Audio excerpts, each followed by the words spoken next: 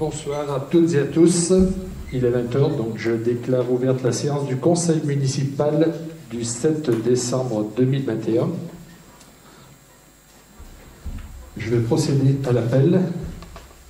Donc Gérard Dubois présent, Michel Bonan, Catherine Rioux, Bertrand Vallat, Valérie Tissot, Christophe Lallemand, Brigitte Chancrin, Hubert Malmenède, Roger Loua, Jacques Manvy, Martine Desgouttes, Louis Marat absent, procuration à Martine Desgouttes, Élise Fayol, Pascal Sellier, Pascal Olanier, Joël Pozon, Christine D'Angelo, Audrey Moulin, Arnaud Buchon, Alexandre Badet absent, procuration à Bertrand Vallat, Mathilde Maguinier, William Ingrao, Valentine Knapp, Jean-Pierre Bruyère, Jocelyne Roche, Gilles Berset, Sylvie Dinalo absente, procuration à Jocelyne Roche, Dominique Deschandon et Magali Rousset. Le quorum est atteint. Adoption du procès verbal de la séance précédente, donc du 26 octobre 2021. Est-ce qu'il y a des observations sur le procès verbal? Oui. Dominique Deschandon. Bonsoir à toutes et à tous. Nous voulions vous remercier d'avoir pris en compte notre remarque sur la mauvaise qualité audio, car l'enregistrement du dernier conseil était bien meilleur. Comme quoi les Gauchois n'avaient pas changé leur matériel, il suffisait de meilleurs réglages. Cette fois, nous signerons le registre en fin de conseil. Merci M. Deschandon, mais ce n'est pas parce que c'était une demande des Gauchois, c'est à la demande de la préfecture qu'on remet dans des conditions sanitaires, puisque ce n'est plus ouvert au public. Donc dès que les conditions le permettront et que la préfecture nous donnera l'autorisation d'avoir du public, nous reviendrons à une situation normale. Mais j'étais en train de vous dire que l'enregistrement, le dernier enregistrement... Mais l'enregistrement, ça fait partie aussi des recommandations. Donc, approbation du procès verbal. Est-ce que le procès verbal est approuvé? Merci. Désignation du secrétaire de séance, Arnaud Buchon, je propose, s'il veut bien. Merci. Ordre du jour de la séance du conseil municipal, donc compte rendu de la délégation de signature consentie au titre de l'article L 2122.22 du Code général des collectivités territoriales, 2021 255 dénomination d'une voie, allée des listes, 2021 256 adhésion au service de système d'information géographique web GeoLoire adresse, 2021-257, adhésion au service de système d'information géographique web GeoLoire 42, le renouvellement.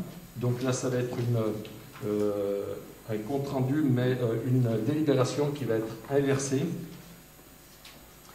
2021-258, acquisition de deux tènements situés 18 avenue Henri Planchet. 259, acquisition d'un tènement immobilier situé 24 avenue Henri Planchet. 260, donc alignement rue de la Croix des Pères et avenue du Général de Gaulle, acquisition de bandes de terrain. En 261, aménagement de l'accotement sud de la route de Saint-Bonnet-les-Oules, approbation du projet. 262, plan local d'urbanisme, modification simplifiée numéro 10. 263, travaux, entretien du patrimoine, convention de déneigement. En 264, rapport annuel sur la qualité et le prix du service public d'assainissement non collectif, le SPANC pour l'année 2020. En 265, modification des statuts du CIPROFORS. 266, mise en place des chantiers éducatifs sur la commune sur l'année 2022. 267, affaires scolaires, activités pédagogiques longues, l'année scolaire 2021-2022.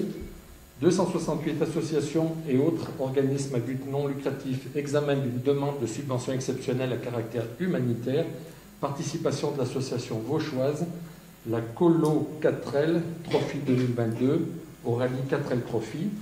269 demandes d'adhésion à l'AND, donc Association nationale des élus en charge du sport. 270 budget commune produits récouvrables, créances éteintes.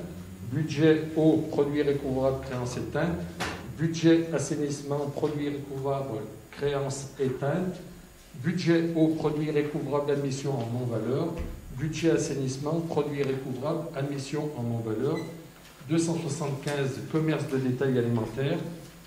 Avis sur les dérogations exceptionnelles à l'interdiction du travail le dimanche accordé par le maire au titre de l'année 2022. En 276, attribution de bons cadeaux aux agents de la collectivité. Et de 277 à 295, ça concerne le personnel territorial avec les créations d'emplois. Et le tableau création et suppression de postes, modification du tableau des effectifs. On vous le reprécisera, c'est ce qu'on a passé il y a environ 3 mois et qu'on est obligé de repasser toutes les années. 296, modification des statuts de la communauté de communes de Forez-Est.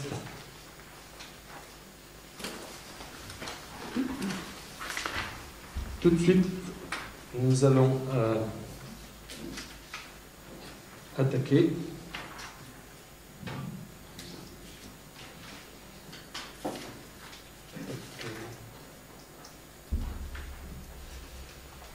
compte rendu de la délégation de signature consentie au titre de l'article L2122.22 du Code général des collectivités territoriales, décision administrative 2021-20, c'est l'encaissement d'un chèque d'un montant de 1084,08 € émanant de la compagnie d'assurance Groupama qui correspond au règlement du dossier sinistre suite au choc d'un véhicule ayant endommagé un feu tricolore au niveau du carrefour de la Croix-Borne le 4 juillet 2021.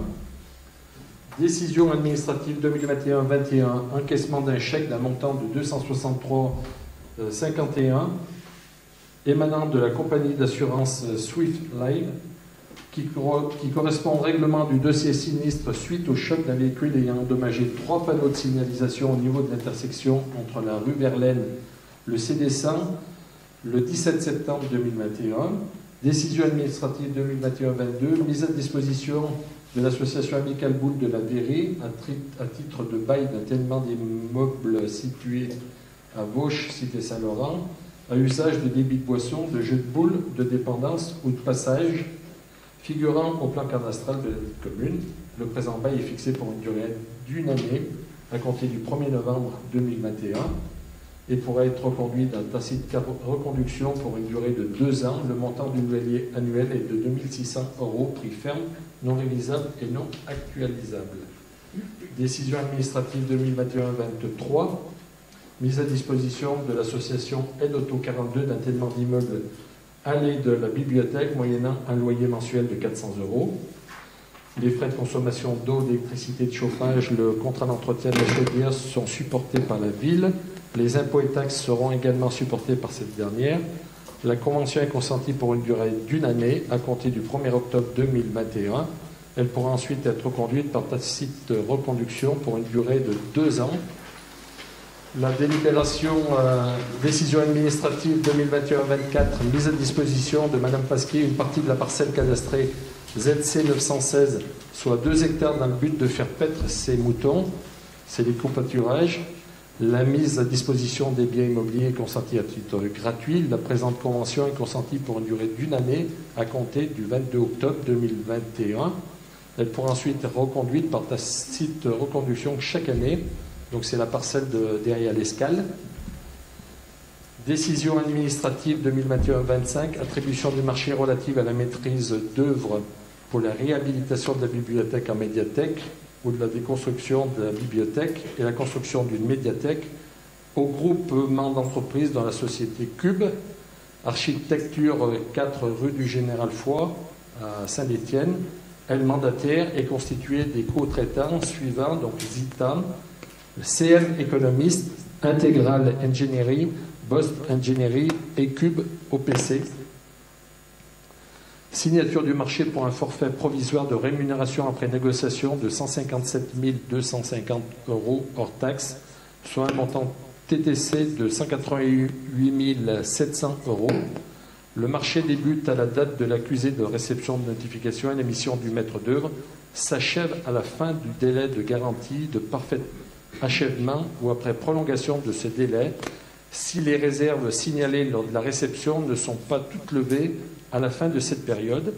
Et enfin, la délibération décision administrative 2021-26, c'est l'encaissement d'un chèque d'un montant de 1 255,48 € qui émanant de la compagnie d'assurance Groupama qui correspond au règlement du dossier sinistre suite au choc d'un véhicule ayant endommagé un mât d'éclairage ainsi d'un panneau de signalisation au niveau du rond-point des 4 routes le 3 août 2021. Première délibération. S'il vous plaît. Oui. Monsieur le maire, permettez-moi d'intervenir. Parce que lors du dernier conseil, vous n'avez pas abordé dans votre compte-rendu de délégation la lettre de mission de monsieur Mandin. Mais ce n'est pas une décision administrative, donc elle n'a pas à apparaître sur la... Non. Vous dites si, moi je vous dis non. Mais nous vous avons accordé notre confiance en votant un large pouvoir de délégation de compétences permanentes. Oui. En contrepartie, il est de votre devoir de rendre compte au conseil municipal et de ce fait de rendre compte au gauchement en vertu de l'article L 21-22-23 du CGCG. Merci. Première délibération, dénomination d'une voie, allée des listes, rapport du maire Bertrand Vallat. Merci. Bonsoir à toutes et à tous. Donc effectivement, un projet de construction dénommé Stone Garden a été accordé à la société Atrium Développement le 19 février 2021 et il convient d'affecter un nom à cette nouvelle voie.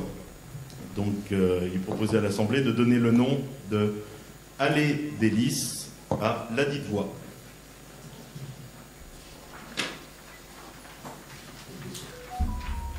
Oui. Question.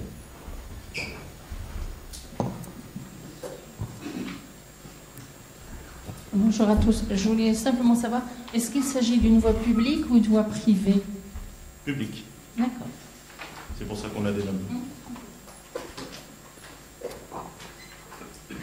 Écoutez, est-ce qu'il y a des personnes qui sont contre? Des personnes qui s'abstiennent? À l'unanimité, merci.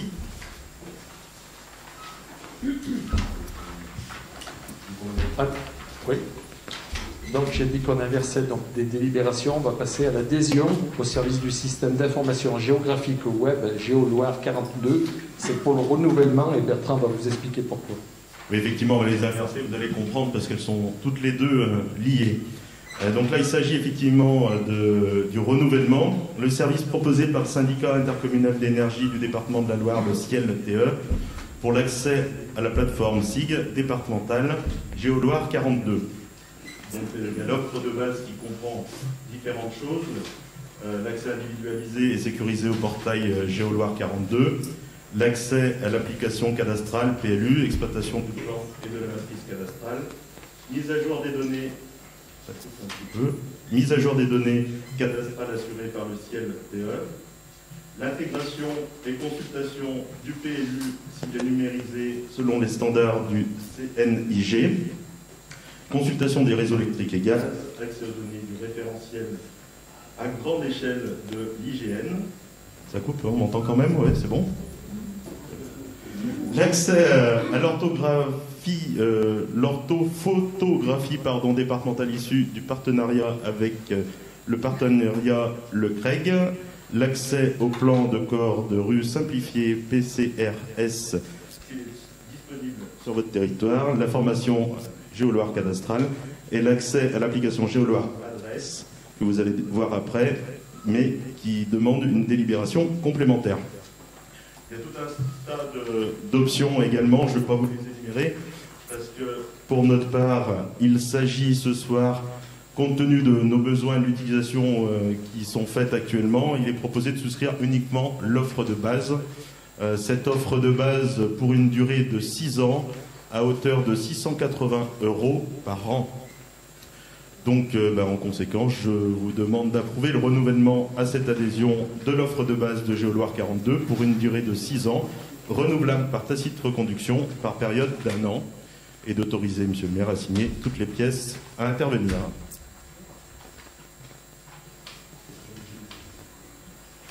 Question. Bonsoir à tous.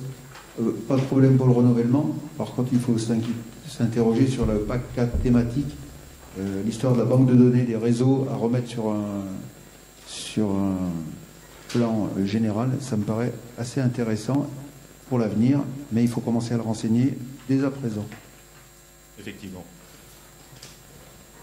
C'est tout, merci. D'autres questions? Bien, on va passer au vote. Est-ce qu'il y a des personnes qui sont contre? Des personnes qui s'abstiennent? 4 abstentions. Votez à la majorité. Je vous remercie. Et donc du coup, effectivement, on va passer sur la géographique web de Géoloire Adresse. Donc le CLTE propose à ses adhérents la mise en place d'une plateforme cartographique pour le recensement des adresses du territoire et nommée Géoloire Adresse. Cette application répond à plusieurs besoins. L'offre de base comprend un accès individualisé et sécurisé au portail Géoloire. L'offre de base est prise pour une période de 6 ans. Et donc là, pour le coup, sur les adresses, donc le montant de la contribution, c'est de la gratuité pour les collectivités adhérentes au SIG Géoloire 42. On vient de prendre comme décision. Donc il s'agit simplement d'approuver l'adhésion à Géoloire Adresse pour une durée de 6 ans renouvelable par tacite reconduction par période d'1 an à titre gratuit. Est-ce qu'il y a des personnes qui sont contre? Des personnes qui s'abstiennent? Votez à l'unanimité. Je vous remercie. Nouvelle délibération, acquisition de 2 tènements situés 18 avenue Planchet. Bertrand. Donc, vu la convention opérationnelle signée en 2012 entre la commune de Vauche et pour requalification foncière avenue Planchet, vu le projet d'aménagement d'une zone d'activité avenue Henri Planchet, l'avis du service des domaines, le prix hors taxe de l'ensemble de l'acquisition des partiels au prix de 556 043,88 €, ce qui correspond à un prix TTC de 561 310,47 €, TVA sur marge. Là, il y a une petite TVA qui est simplement une TVA sur marge. Vu la première avance de 400 000 € payée en 2 versements en cours des années 2017 et 2018, dans le cadre de sa mission de veille foncière, l'EPORA a acquis 2 tènements immobiliers pour le compte de la commune. Donc il s'agit de la parcelle ZI 1491 de 1736 m² sur laquelle est construit un logement situé 18 avenue Henri Planchet qui a été acheté le 27 mars 2018. Il s'agit également de la parcelle ZI 603 composée d'un terrain de 33 074 m² non construit acheté le 31 décembre 2014 et situé en zone AUFB du PLU de la commune. La mission de l'EPORA étant arrivée à terme, une rétrocession à la commune devient nécessaire pour faire aboutir le projet d'aménagement de la zone. Donc il vous est demandé ce soir d'approuver l'acquisition de ces parcelles cadastrées ZI 1491 et ZI 603 auprès de l'EPORA pour un montant de 161 310,47 € TTC, ce qui correspond donc aux 561 310,47 € moins les 400 000 déjà versés par la commune. Et puis d'autoriser à signer Monsieur le maire ou son représentant toutes les pièces nécessaires à l'acquisition du bien concerné qui sera traité en l'étude de Maître Garde, notaire à la Fouilleuse, et Maître Mourier-Varenne représentera la commune. Est-ce qu'il y a des questions?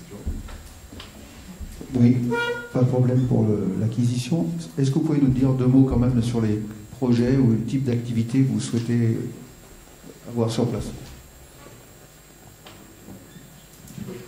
Donc pour l'instant, c'est des acquisitions qui commencent sur le triangle Planchet. C'est dans le but après d'avoir de l'activité commerce. Donc par contre, il faut qu'on attende la révision du PLU pour faire modifier le zonage. Actuellement, il est en AUFB. Et si on veut du commerce de plus de 300 m², il faut passer en AUFC. Donc voilà, donc c'est dans le but de commencer à acquérir. Et de toute façon, la parcelle où il y a les usines, je dirais, qui appartenaient à l'entreprise Planchet, et puis après c'est devenu la réparation de palettes. Tout ça, ça va être, c'est sous une convention EPORA, et ça va être traité directement avec un aménageur, puisque la commune ne va pas s'engager à payer un déficit foncier avec toutes ces friches. Déjà, on en a suffisamment payé. Donc, il va y avoir un aménageur qui sera mis en appel d'offres, et à un moment donné, donc, le choix sera fait sur l'aménageur. Et par contre, nous, la commune, on vendra notre partie de terrain qui est située derrière Carrefour, justement, pour compléter justement la zone. Parce que pour la rentabilité d'une opération, avoir une friche sans avoir derrière la possibilité d'acquérir le foncier derrière Carrefour, ça n'intéresserait évidemment personne. Oui, notre inquiétude, ça concerne le commerce. Est-ce que ça va être des concurrents aux petits commerces ou encore des moyennes ou grandes surfaces? C'est un peu ça le risque. Non, pas du tout, parce que quand on va monter notre PLU, de toute façon, il va y avoir un cahier des charges qui sera fait, bien évidemment, avec la commune et les potentiels aménageurs. Et donc, il y aura un cahier des charges qui sera assez strict et bien ficelé pour pas justement avoir de la concurrence par rapport à nos commerces, je dirais plus de bourgs, soit Cité Saint-Laurent ou Vauchebourg. Magali Rousset. Bonsoir.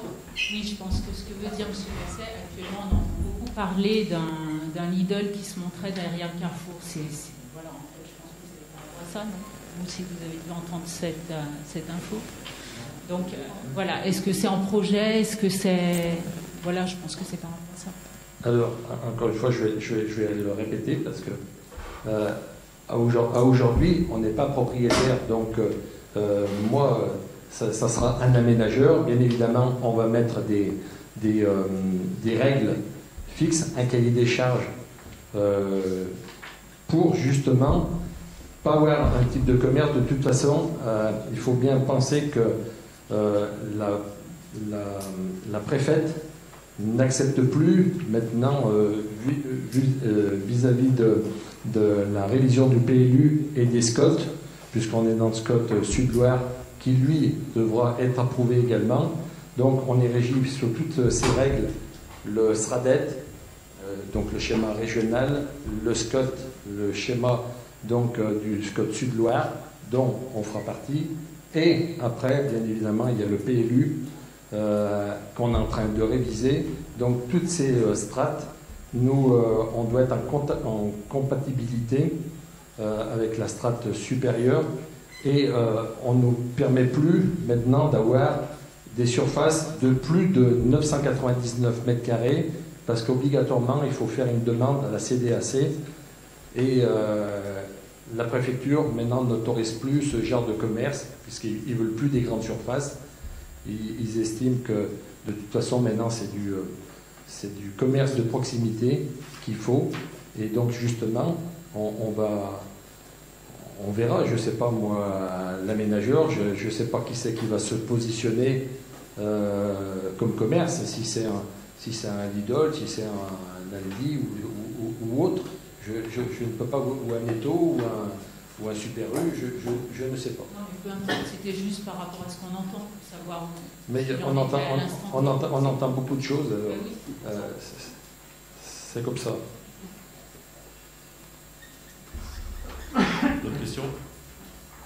Non, on passe au vote. Est-ce qu'il y a des personnes qui sont contre? Des personnes qui s'abstiennent? Votez à la majorité. Je vous remercie.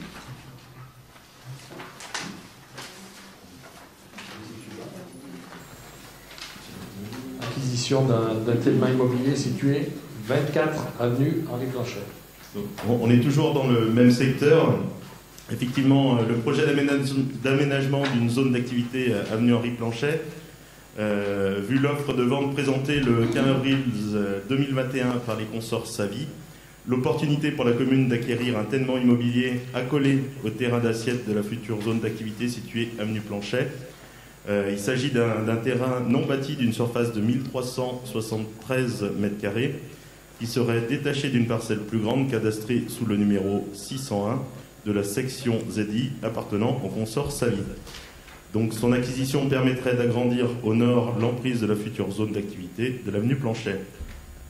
Donc il s'agit pour ce soir d'approuver l'acquisition de la parcelle cadastrée ZI 1556 auprès des consorts Savi pour un montant de 30 000 € TTC, d'autoriser monsieur le maire ou son représentant à signer toutes les pièces nécessaires à l'acquisition du bien concerné, qui sera traité en l'étude de Maître Maurier-Varenne, notaire à Vauche. Est-ce qu'il y a des questions?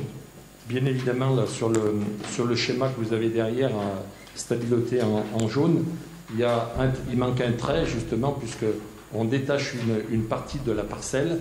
Donc le trait sur la parcelle ZI 602, il se prolonge en fait.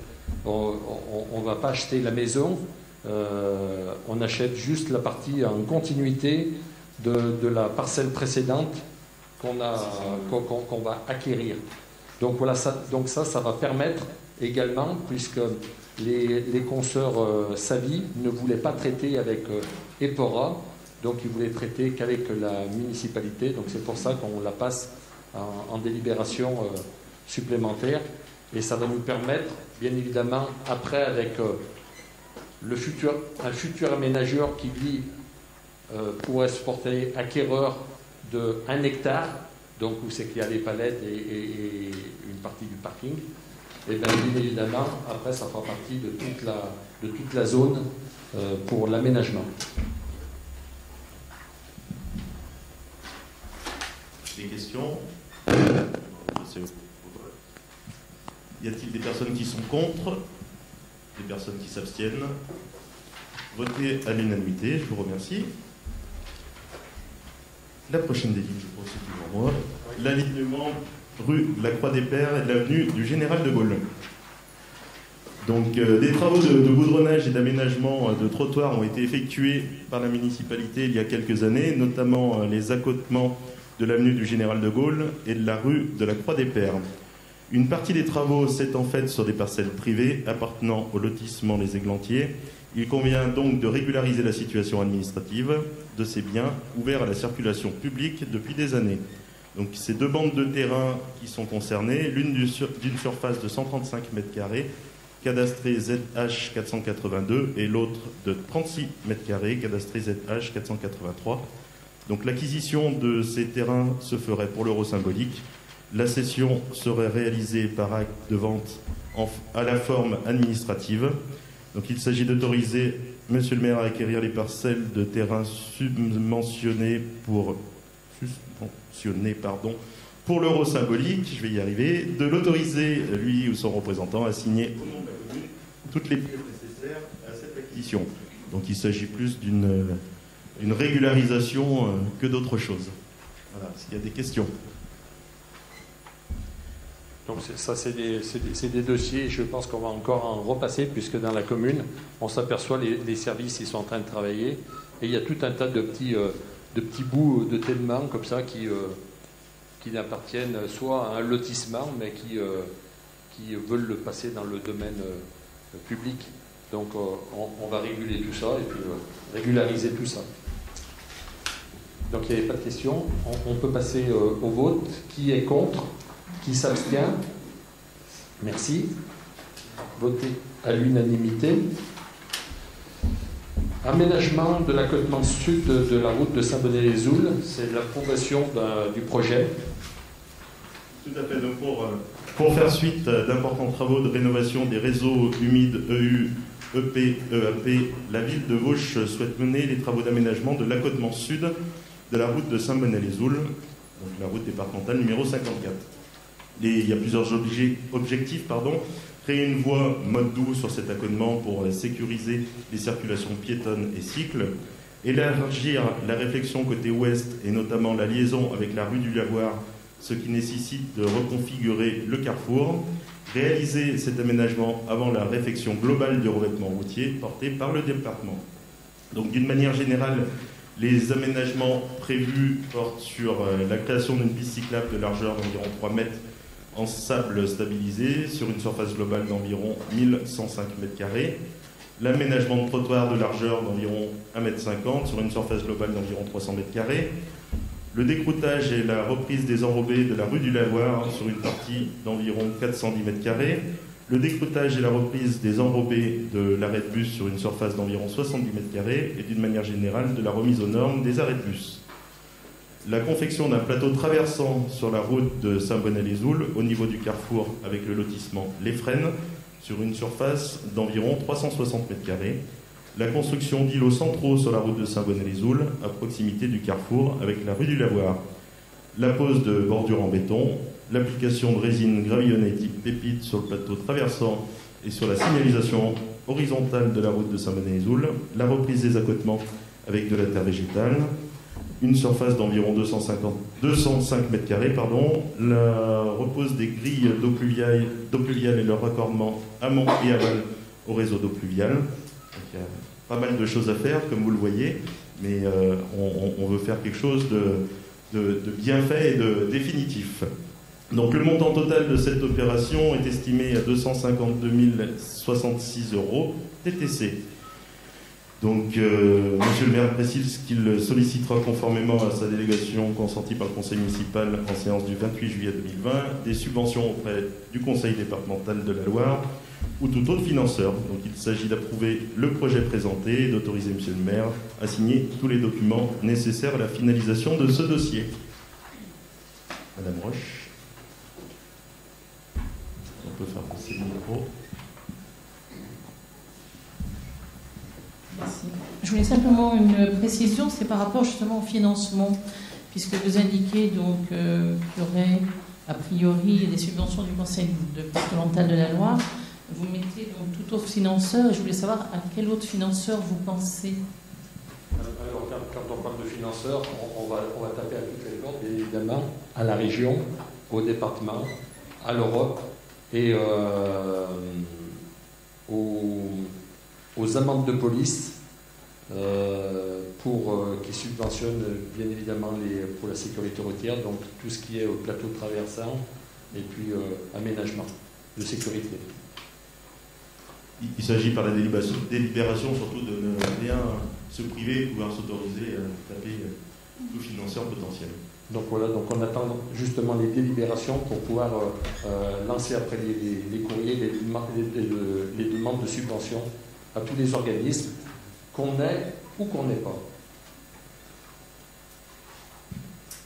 Voilà. Je ne sais pas, est-ce qu'il y avait d'autres questions? Donc ça fait suite bien évidemment aux travaux qui avaient été engagés en 2021 sur la mise en séparatif. Donc voilà, donc on va terminer cette partie de voirie. Et après, donc ça sera le conseil départemental, puisque c'est une route départementale, qui nous referont le tapis pour la finition. Voilà. On va passer au vote. Qui est contre? Qui s'abstient?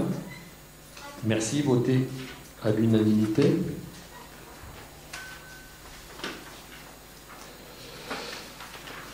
Modification simplifiée numéro 10 pour le plan local d'urbanisme. Alors, le plan local d'urbanisme de la commune de Vauche a été approuvé le 31 juillet 2007. Il a été modifié de nombreuses fois, je vous épargne toutes les dates. Aujourd'hui, l'entreprise Béton Plus implantée depuis de longue date sur la commune de Vauche et qui est située avenue Irénée-Laurent. Le site s'inscrit au sein d'un quartier d'habitat pavillonnaire et les besoins de cette entreprise n'ont jamais été identifiés. Aujourd'hui, cette entreprise a exprimé le besoin de remplacer et de moderniser ses installations vieillissantes dont la hauteur est supérieure au maximum autorisé sur la zone, à savoir 9 mètres au faîtage de la toiture.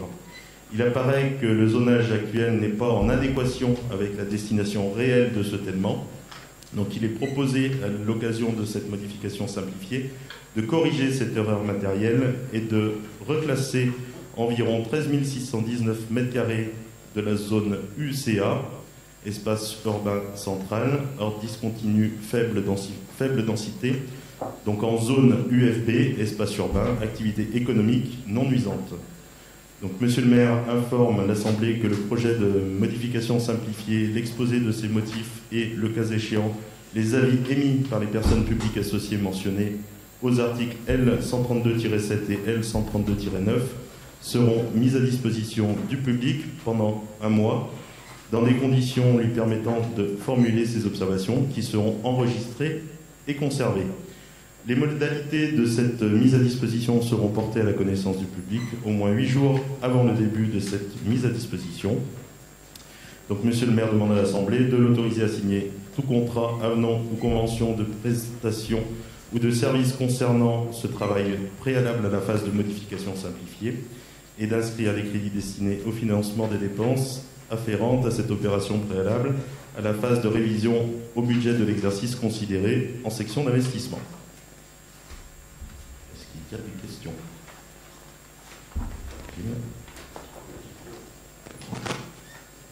Concernant cette activité qui est bien placée par rapport au RD100, pour l'accès, etc., est-ce qu'on pourrait profiter de faire un contrôle des études de rejet de l'étance? On est proche d'un ruisseau et c'est souvent un cas sensible, les rejets. Est-ce que c'est dans le domaine de la commune, du PLU, de faire ces contrôles ou pas? C'est une bonne question, je ne suis pas sûr. Je ne sais pas si Roger a des précisions. Bon, on va se renseigner. Je pense que nous, on n'a pas ce genre de contrôle et c'est géré de toute façon par l'ADREAL. Et pour l'instant, donc c'est une modification, donc ils ne demandent pas justement de construction, où là où ils auraient demandé. Ils auraient demandé donc de faire une étude environnementale. C'est une simple modification. Donc il n'y a pas de contrôle prévu pour ce genre d'activité. C'est juste simplement de reclasser en fait dans la bonne zone une entreprise qui devrait l'être depuis. C'était une erreur matérielle au niveau du PLU. Une question? Et on va se vote. Est-ce qu'il y a des personnes qui sont contre? Des personnes qui s'abstiennent? Voter à l'unanimité, pardon. Je vous remercie. L'autre. On va passer maintenant travaux, entretien du patrimoine. Donc c'est une convention de déneigement qu'on repasse cette année. Donc c'est Roger qui va nous présenter. Il faut allumer le micro.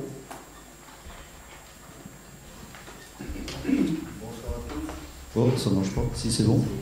Oui, comme Gérard l'a dit, c'est une convention de renouvellement. La présente convention a pour objet de définir les modalités d'intervention de l'entrepreneur de travaux publics pour la réalisation de travaux de raccage ou de salage. Pour assurer ces opérations, la commune possède une lame de déneigement et une saleuse portée arrière 3 points. Le sel est approvisionné par la commune au 28 avenue Henri Blanchet dans un lieu couvert. Le tracteur est stationné sur la même parcelle, fermé par un portail pour la durée totale de la convention. C'est M. Frédéric Moulin, entrepreneur de travaux publics à Chamboff, qui met à disposition un chauffeur et un tracteur 4 roues motrices de 120 chevaux qui équipe le matériel de la commune de Vauche. Le démarrage de l'intervention de déneigement est donné par l'appel téléphonique du patrouilleur de la commune. Le chauffeur dispose de 15 minutes pour se rendre sur le lieu de stockage du tracteur. Le patrouilleur fera un point avec le chauffeur et ils organiseront ensemble des interventions de déneigement en fonction des urgences et des priorités. Cette prestation d'astreinte pour le déneigement est comprise sur les mois de décembre, janvier, février et mars et facturée 3 840 € TTC, soit 960 € TTC facturés en fin de mois. Les interventions en semaine, du lundi au vendredi, seront facturées 576 € TTC pour une journée de 8 heures. Les interventions pendant le week-end et jours fériés sont facturés 748,80 € TTC, toujours pour une journée de 8 heures. Voilà, eh bien, je crois qu'on peut Si vous avez des remarques à faire par rapport à ça, oui.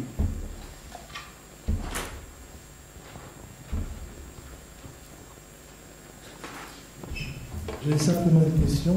Est-ce qu'une étude a été effectuée pour comparer le coût en interne, si un jour de neige, 10 jours de neige ou 20 jours de neige, par rapport au coût lié à cette convention?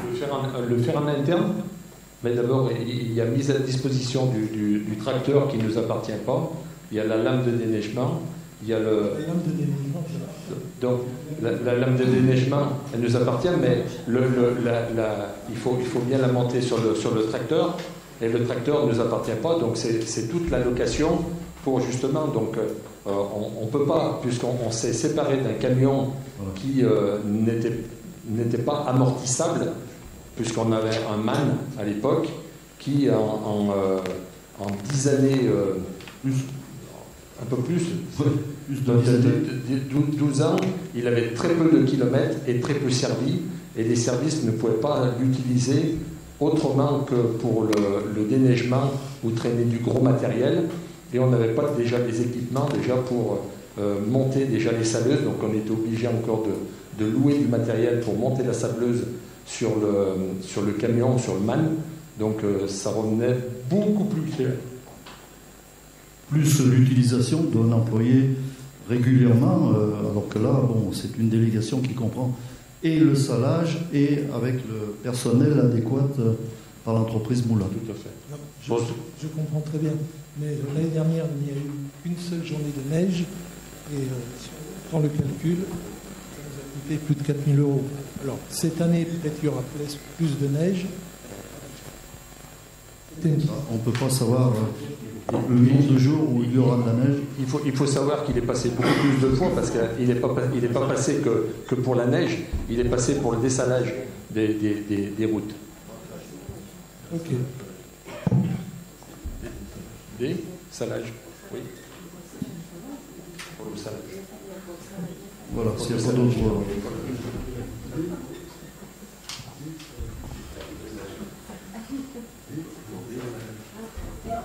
Pas de remarque particulière sur ce compromis qui paraît finalement assez intéressant.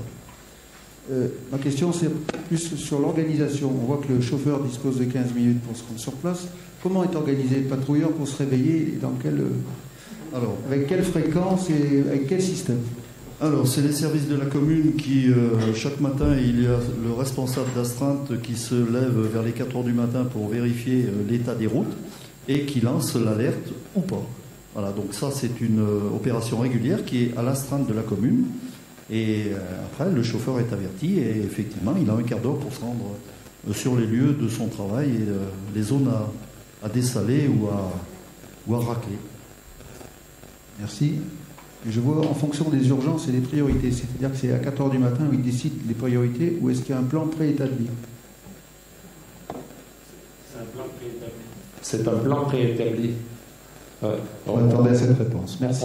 On a un schéma, un plan qui est établi à l'année sur la commune, et de toute façon, on passe parce que, encore une fois,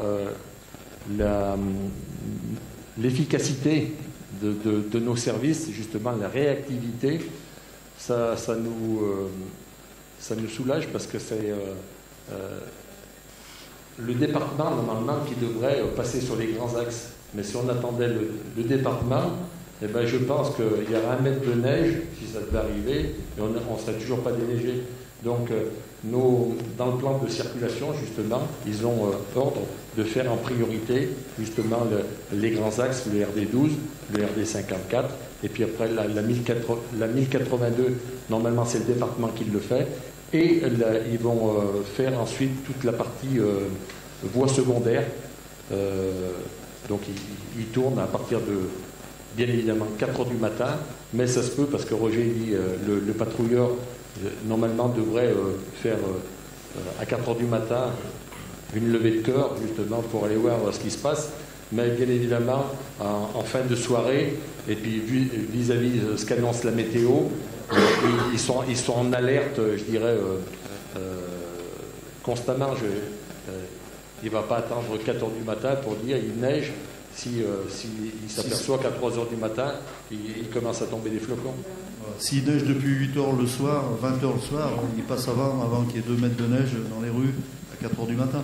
Voilà, après, il y a la station météo qui envoie des informations, des bulletins, et naturellement, c'est en fonction de tout ça que les prévisions de passage sont organisées.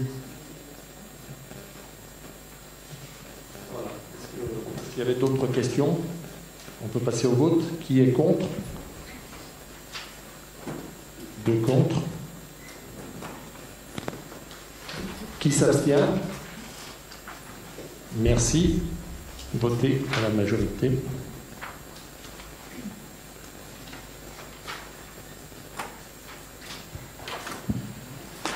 Après, nous passons au rapport annuel sur la qualité et le prix du service public d'assainissement non collectif. Voilà. Alors, par la loi du 3 janvier 1992, le législateur a confié aux communes la responsabilité de contrôler l'efficacité du dispositif d'assainissement autonome des habitations non raccordées au réseau public. Cette mission implique la création d'un service public industriel et commercial, le service public d'assainissement non collectif, plus communément appelé SPANC. Le SPANC est géré par le syndicat indépartemental mixte pour l'aménagement de la Coise, c'est le CIMACoise. Son rôle consiste à effectuer les contrôles obligatoires des dispositifs d'assainissement non collectif, à savoir un examen préalable de la conception des installations neuves ou à réhabiliter, la vérification de l'exécution des travaux, la vérification périodique de fonctionnement et d'entretien. Et également, il intervient dans le cadre de ventes d'habitations qui ne sont pas raccordées au réseau collectif. Le siège du CIMACoise est à Saint-Galmier, dans les locaux du pôle service. Pour 2020, donc ça, on est bien au rapport 2020, 79 communes sur CCFE ont confié cette mission au CIMACoise, ce qui représente 9714 installations. Pour Vauche, notre commune, il restait fin 2020 51 installations SPANC, ce qui représente 112 personnes concernées. 46 installations ont été visitées, 11 ont eu un accord favorable, 3 favorables avec des réserves, 7 avec des travaux souhaités, 23 travaux obligatoires et 2 absence notoire d'assainissement non collectif. Voilà, sur ce rapport, il y a un très bon site qui est sur le CIMACoise et qui donne de plus amples informations. Donc vous tapez CIMACoise service SPANC et vous aurez encore de multiples renseignements par rapport à ça. C'est un rapport qui fait 20 pages. Je vous en ai donné juste les grands éléments, si l'on peut dire, les éléments essentiels par rapport à ça. Voilà. Est-ce qu'il y a des remarques? Est-ce que sur ces 51 installations, on a un projet d'assainissement collectif ou pas? Alors, naturellement, depuis fin 2020, sur ces 51 installations qu'il restait, il y a eu du travail de fait en 2021. Donc, on est fin 2021, mais le rapport il sera formulé l'année prochaine. Mais naturellement, je peux vous dire qu'actuellement, sur ces 51, j'ai fait un petit peu un récapitulatif. Il y a quelques-unes qui sont notamment rue du Docteur Mazourenok, qui ont été réalisées. Donc elles ne sont plus dans le SPANC, puisque les raccordements ont été faits. Alors après, il y en a un peu plus dans des zones isolées. Il y a par exemple 2 habitations au 104 avenue René-Laurent, à l'Éla-Sablière. Il y a une zone un peu plus importante, c'est la Sagne. La Sagne, c'est après le CDC, toutes les maisons qui sont derrière. Donc là aussi, il reste quelques habitations. Et dans l'ensemble, sur la commune, ça reste maintenant très peu d'habitations qui ne sont pas raccordées à l'assainissement collectif. D'autres remarques? Qui est contre? Qui s'abstient? Merci. Voté à l'unanimité.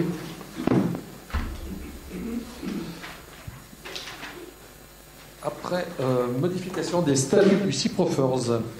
Donc le CIPROFERS, dont la commune, bien évidemment, fait partie du CIPROFERS, comme 7 autres communes.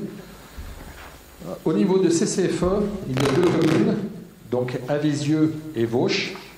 Et pour la métropole de Sèmes, il y a les communes d'Andrézieux-Boutéon, Chamboeuf, La Fouillouse, Saint-Bonnet-les-Oules et Saint-Galmier. Donc 5 communes. Donc à ce titre-là, il y a lieu de modifier les statuts du CIPROFERS, puisque avant nous faisions partie, les 7 communes, de la CCP-SG, et ayant intégré donc CCFE, on se retrouve donc Alézieux et Vauche au sein de CCFE, et donc les communes les 5 communes que j'ai citées auparavant font partie de Saint-Étienne Métropole.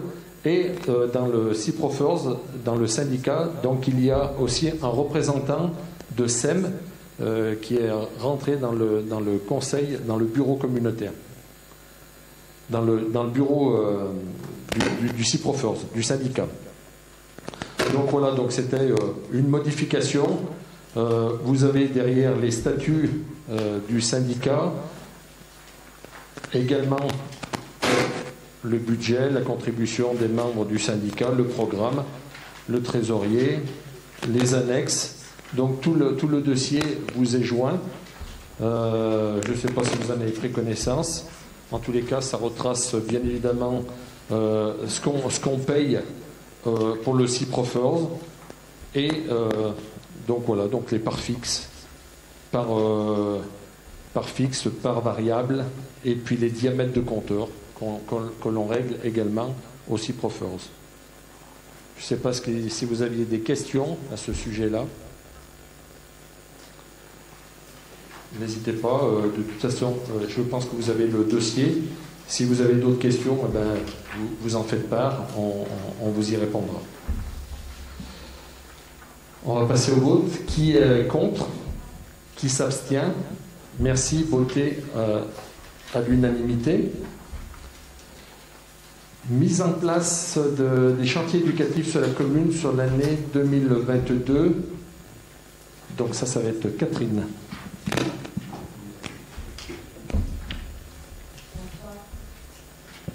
Bonsoir à toutes et à tous.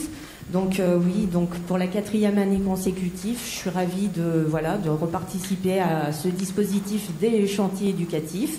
Voilà, donc ça fait 3 ans que nous vivons de belles expériences avec les jeunes.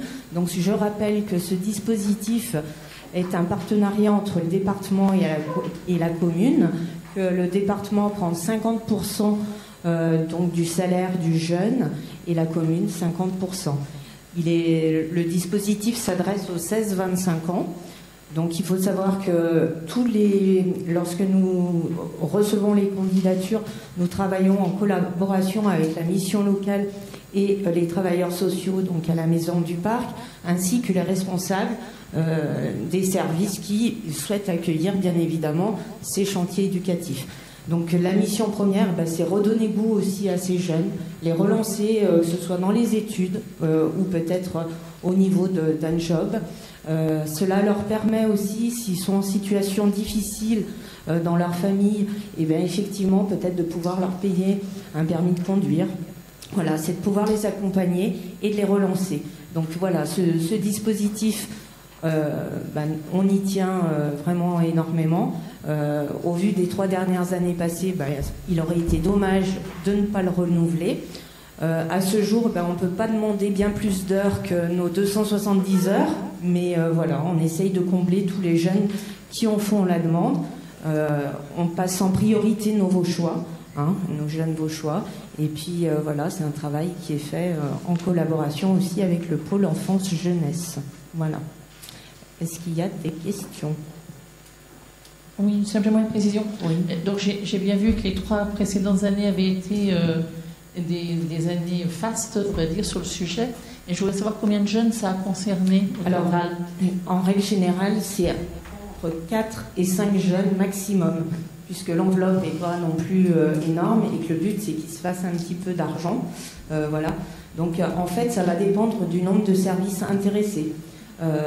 Cette année, on va se diriger que sur 3 services, puisqu'il n'y a que 3 services qui en ont fait la demande. Certaines années, nous avions 5 services. Donc voilà. Après, effectivement, on reste cohérent et on propose aux jeunes, effectivement, d'avoir une certaine somme à la fin de leur job. Effectivement. Est-ce qu'il y a d'autres questions ? Non. Donc, j'invite Monsieur le maire à approuver, et à l'ensemble du conseil municipal, d'approuver la mise en place du dispositif des chantiers éducatifs et de l'autoriser, lui ou son représentant, à signer tous les documents nécessaires à la finalisation de ce dossier. Qui est contre? Qui s'abstient? Merci, voté à l'unanimité. Merci.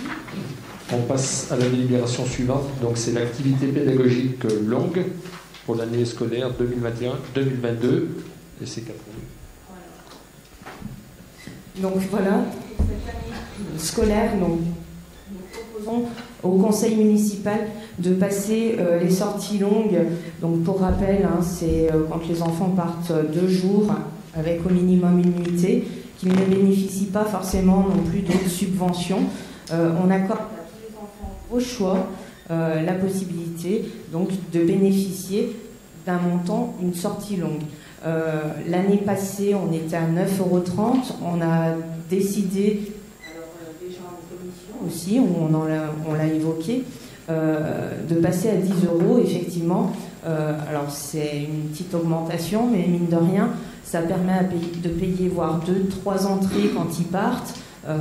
Voilà, ça permet aussi de payer du transport, qui a augmenté aussi. Donc voilà, on a voulu réaugmenter un petit peu ce montant-là. Donc de passer de 9,30 € à 10 € pour l'année 2021-2022.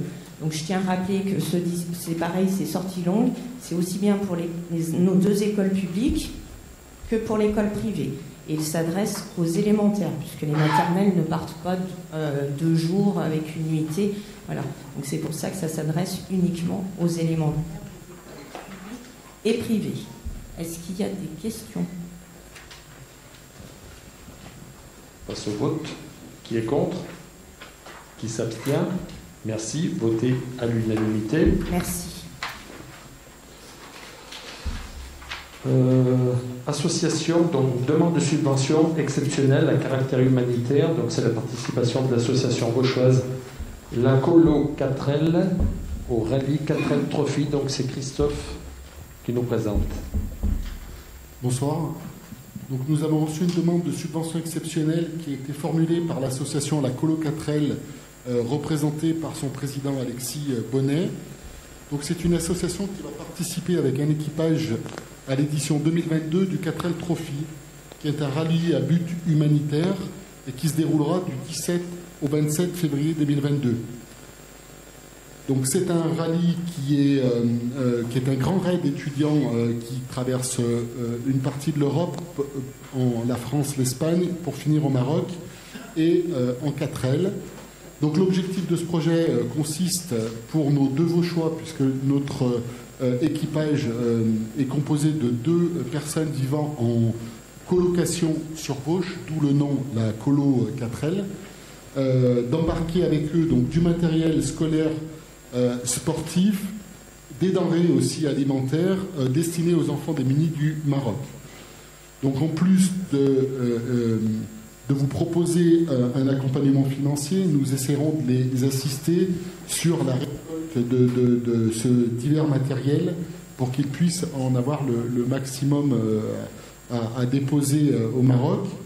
Donc eu égard au fait que c'est un projet humain, sportif, solidaire et bien sûr unique, nous considérons qu'il est important pour la commune de s'associer à cette démarche humanitaire. Ainsi, M. le maire propose au conseil municipal d'allouer une subvention exceptionnelle de 400 € à cette association dans le cadre de leur participation à ce projet. Y a-t-il des questions? Oui. Je voudrais savoir si ce raid du humanitaire, c'est dans la même lignée que celui qui a eu lieu en mars 2021 avec Catrel Badois, avec les mêmes personnes. Et puis je voulais savoir aussi, ils vont arriver au Maroc. Je me posais la question de savoir si c'était une bonne période par rapport à la crise actuelle et ce qui se passe avec la fermeture des frontières. Alors le Catrel Badois, je n'avais pas connaissance, donc pour moi il n'y a pas de lien entre les deux. En tout cas, pour avoir reçu cet équipage, on ne l'a pas évoqué, donc pour moi il n'y a pas de lien. Et pour répondre à votre deuxième question, nous ne sommes pas les organisateurs du raid, ce n'est pas à nous de prendre la décision de maintenir ou d'annuler cette manifestation. Et ce n'est pas à nous, bien entendu, de décider si l'équipage doit se rendre ou pas au Maroc, c'est bien à eux. Nous, on apporte une assistance financière. Alors je me rassure parce que je suis quand même allée voir un petit peu ce qu'était cette association. C'est bien ces deux mêmes personnes qui ont fait le raid en mars 2021 avec Catrel Badois. Très bien. Je trouve que c'est encore... Monsieur Bonnet, non, attendez, c'est un très bon projet. Hein, non, je trouve que c'est très bien. Ça veut dire que c'est des gens encore plus qui sont encore très engagés, du coup. Oui, ils ont fait deux rallyes. Ce que je veux dire par là, ce qui me gêne, c'est par rapport à la situation actuelle sanitaire. Non, mais c'est une organisation nationale. C'est pas la commune de Vosges qui va décider ou pas de la participation de cet équipage, et certainement encore moins de décider de l'organisation de ce rallye. C'est au mois de février, ils ont encore suffisamment de temps pour que la situation s'améliore et que peut-être les choses puissent se faire dans de bonnes conditions. Et je ne doute pas que aussi bien notre équipage que les organisateurs prendront des décisions en conséquence si la situation était très dégradée. Est-ce qu'il y avait d'autres remarques par rapport à la subvention? Non, on va passer au vote. Qui est contre? Qui s'abstient? 1, 2, 3. Et voter à la majorité. 3 abstentions. Merci pour eux et pour le caractère humanitaire. Non, Christophe, je ne suis pas d'accord sur le caractère humanitaire. C'est du pseudo-humanitaire et c'est une association de 2 personnes qui bénéficient d'une subvention, alors qu'on a des subventions à donner pour des clubs plus importants. Pour compléter ce qui vient d'être dit et pour que ces 2 personnes soient discréditées, peuvent regarder ce conseil, il faut savoir qu'ils amèneront pour les enfants du désert, je vous inviterai à regarder qui c'est, 2 sacs de sport remplis de matériel de sport, vêtements de sport, ballons, pompes pour gonfler, balles, cordes à sauter, frisbee, etc. 2 cartables remplis de fournitures scolaires, crayons à papier, crayons de couleur, stylos, gommes, des crayons. C'est évident qu'ils ne peuvent pas emmener quelque chose. Et 10 kilos de denrées alimentaires non périssables, conserves, épiceries salées, etc., etc. Moi, personnellement, j'appelle ça de l'humanitaire. Merci. On passe à la délibération suivante. Donc, c'est une demande d'adhésion à l'ANDE. Donc, c'est l'Association nationale des élus en charge du sport. Merci. Donc, parmi les nombreux contacts que nous avons pu prendre pendant le Congrès des maires, j'ai eu la chance de rencontrer l'ANDE, qui est l'Association nationale des élus en charge du sport. Considérant que le sport occupe une place importante à Vosges, avec un tissu associatif dense et dynamique, mais également avec de nombreux équipements sportifs, afin de favoriser le développement du sport dans notre commune et de bénéficier des expériences d'autres collectivités, il vous est donc proposé d'adhérer à l'Association nationale des élus en charge du sport. Les buts définis par cette association, regroupant l'ensemble des élus en charge des sports, sont de nature à aider et promouvoir les échanges entre communes dans un souci de bonne gestion et de partager des expériences en matière d'investissement et de fonctionnement. À ce jour, il y a plus de 8000 communes et groupements de communes qui adhèrent à l'ANDE. Les objectifs principaux de l'association sont de resserrer les liens et renforcer les échanges entre les communes par l'intermédiaire de leurs élus chargés des sports et de l'animation sportive, afin de favoriser les partages des expériences en matière de développement des activités sportives sur le plan communal, départemental, régional et national, d'assurer la défense des intérêts matériels et moraux tant collectifs qu'individuels de ses membres en toute matière relative aux activités et infrastructures sportives, y compris par voie d'action ou d'intervention en justice, assurer la représentation collective de ses membres auprès de l'État, du mouvement sportif, des organismes d'aménagement, des normes d'équipement sportif et d'homologation des enceintes sportives et de sécurité des manifestations sportives. Et enfin, de constituer un organe de réflexion consultative en matière de gestion, d'organisation des activités physiques et sportives, de concertation et négociation avec tous les organismes ayant une influence sur la vie sportive communale. Ainsi, le montant annuel de la cotisation est fixé en fonction du nombre d'habitants. Pour 2021, il s'élevait à 232 € pour les villes, de 5 000 à 19 999 habitants, qui est la strate qui est la nôtre. Pour 2022, vous avez sur votre fiche que le tarif était en cours de décision. J'ai eu ce tarif il y a 2 jours. Il sera de 239 €, donc une augmentation de moins de 3%. Donc il convient également de désigner un représentant de la collectivité auprès de l'ANDE.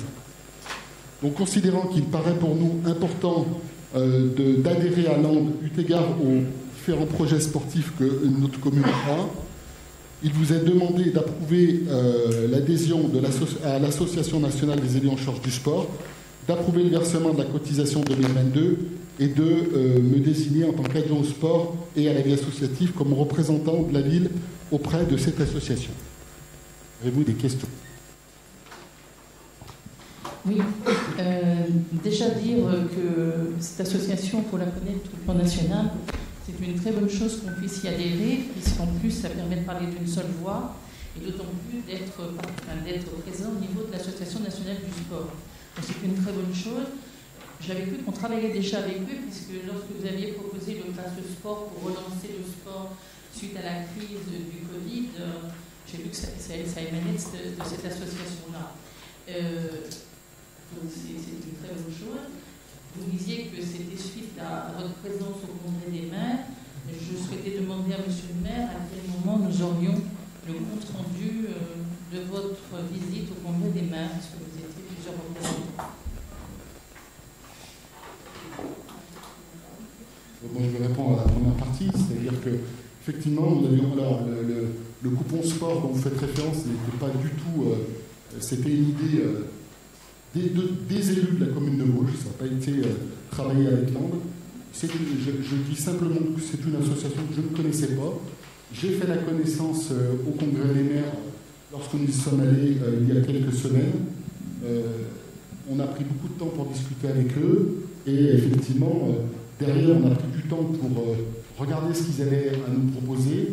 J'ai pris le temps de regarder si c'était en phase avec les projets que nous avions sur notre mandature.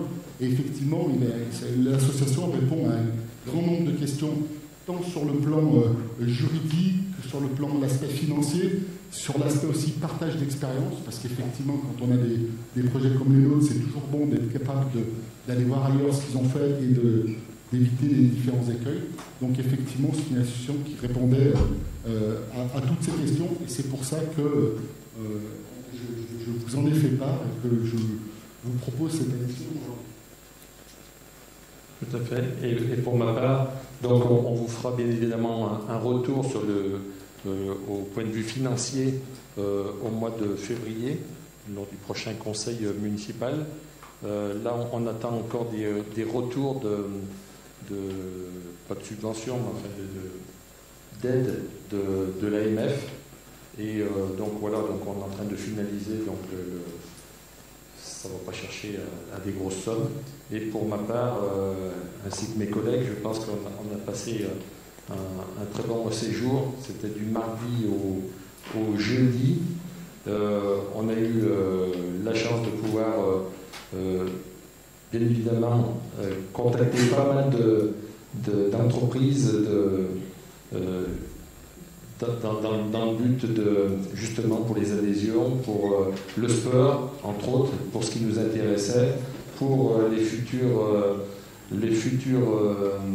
travaux d'aménagement de la médiathèque, donc tout ce qui est mobilier, et également tout ce qui est pour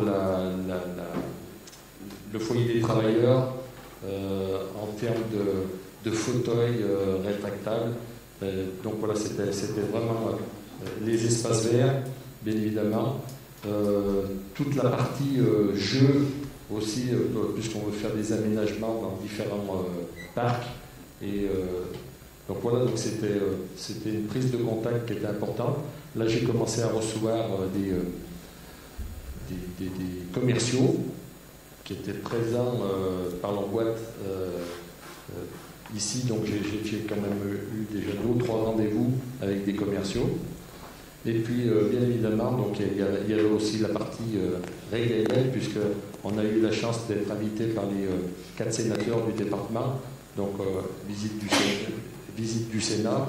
Et moi, j'ai eu quand même la chance aussi, c'est une très grande chance, puisque j'ai été convié parmi les 1000 maires de France à pouvoir aller à l'Élysée, à la rencontre, bien évidemment, d'Emmanuel Macron, plus toutes les personnalités qui tournent dans le gouvernement.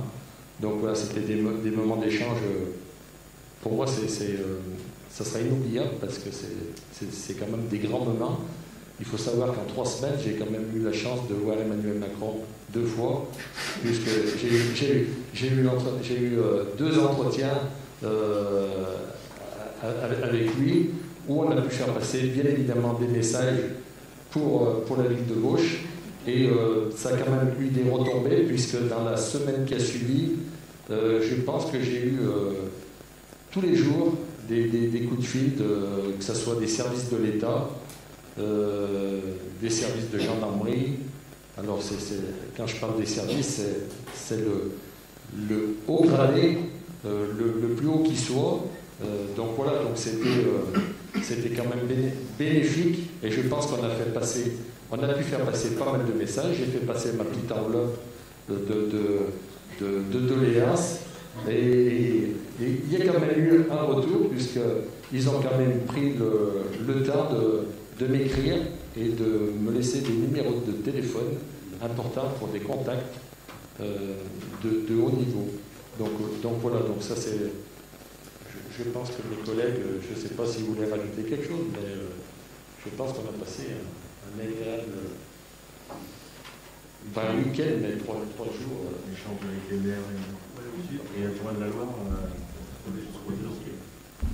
Donc voilà, on vous fera un retour, bien évidemment, financier au mois de février. On n'avait pas délibéré. Monsieur le maire, oui. ma demande, c'est pas que sur le financier, c'était justement par rapport à ce que vous expliquez. On a un écrit des retombées de votre présence. Alors, je ne vais pas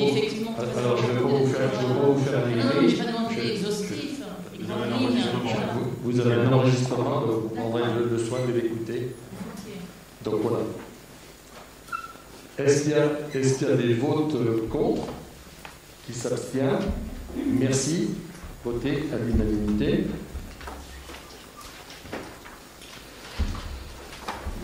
Il s'agit maintenant de plusieurs délibérations concernant les produits irrécouvrables, donc créances éteintes. Donc c'est l'UPR qui va nous les présenter. Bonsoir.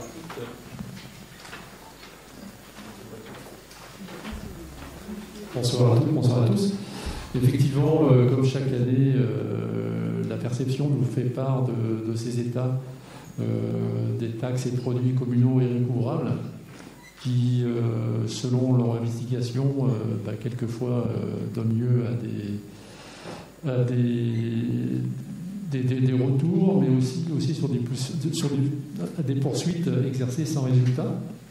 Donc il en ressort que des créances sont réputées éteintes suite à des procédures à l'encontre de redevables qui se sont soldées soit par une clôture d'insuffisance d'actifs, soit par une procédure de rétablissement personnel avec effacement des dettes, pour un montant global de 552,75 € sur le budget de la commune.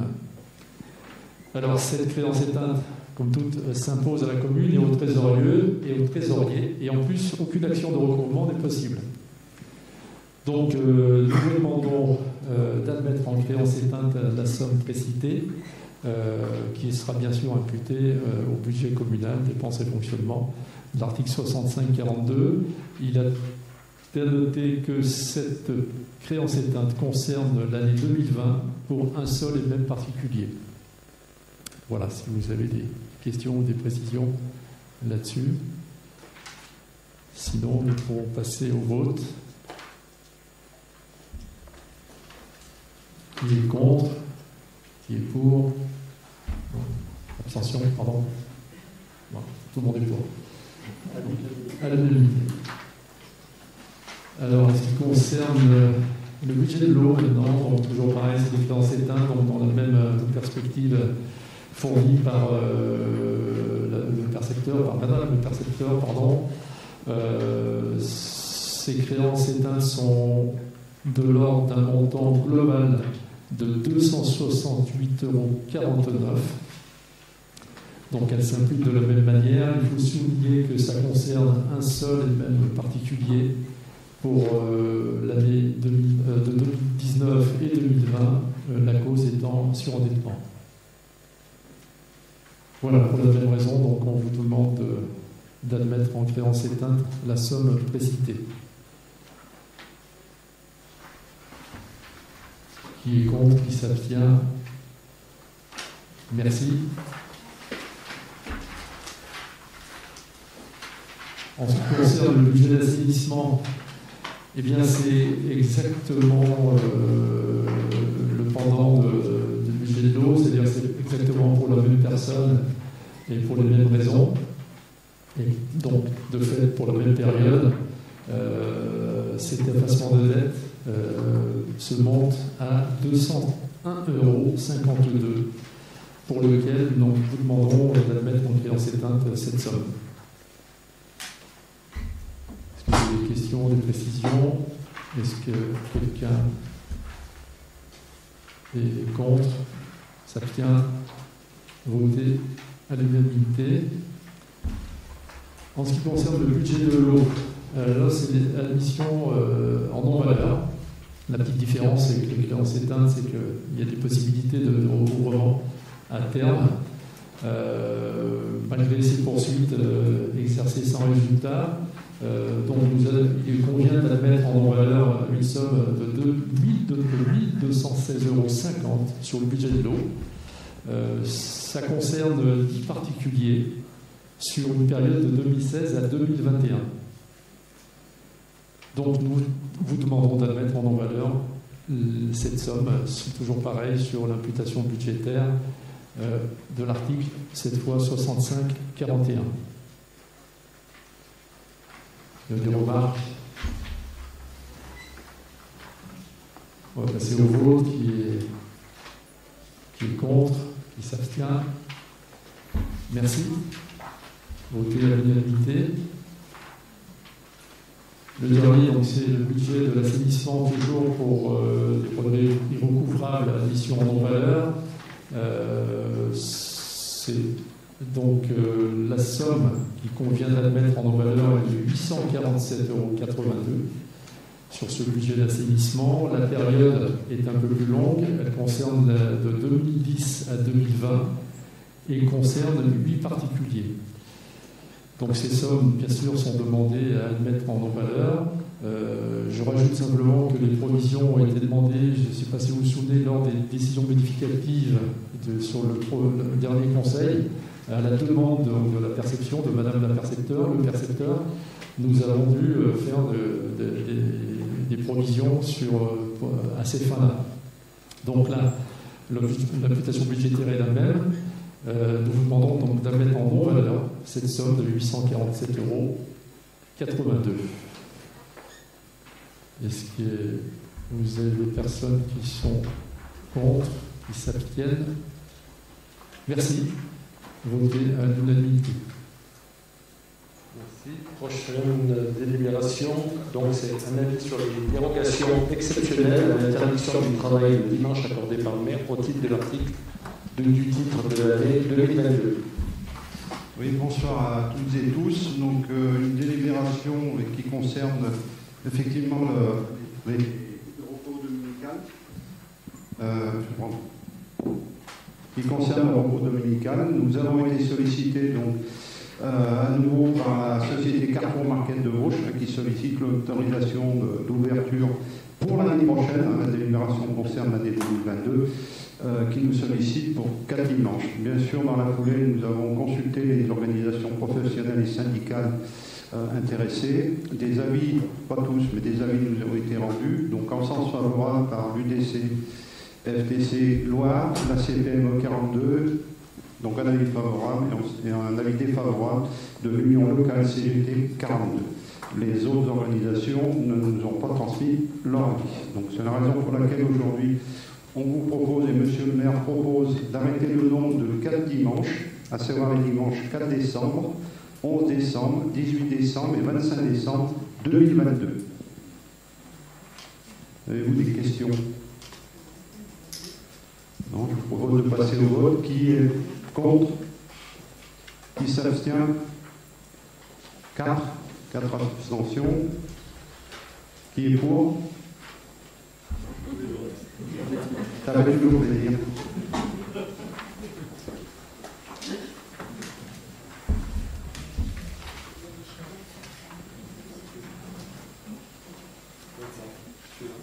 Une nouvelle délibération, identique pratiquement à celle de l'année dernière, qui concerne l'attribution de bons cadeaux aux agents de la collectivité.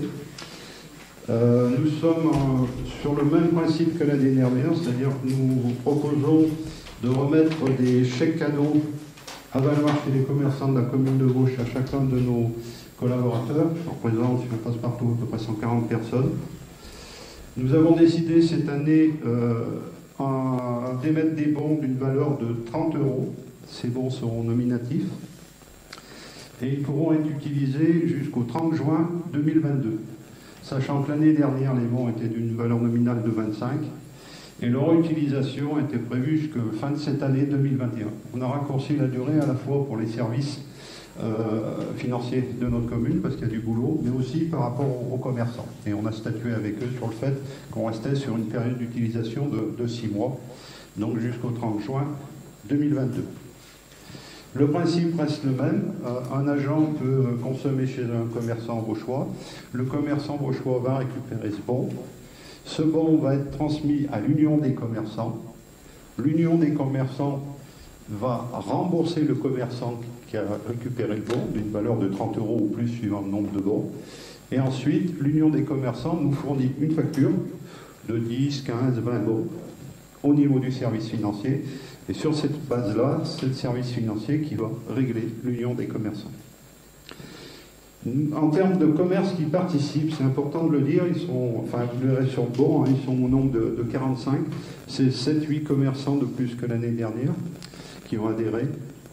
Cela étant, j'en profite, si certains nous écoutent et qui n'ont pas pu, qui ne sont pas présents sur ce bon, on n'est pas aussi drastique que ça. C'est-à-dire, si un de nos agents dans un commerce qui n'est pas sur le bon, et si ce commerçant veut bien prendre le bon, ben, il fait comme les autres, il le ramène à l'Union des commerçants, il n'y aura pas de souci. L'Union des commerçants payera et on remboursera l'Union des commerçants.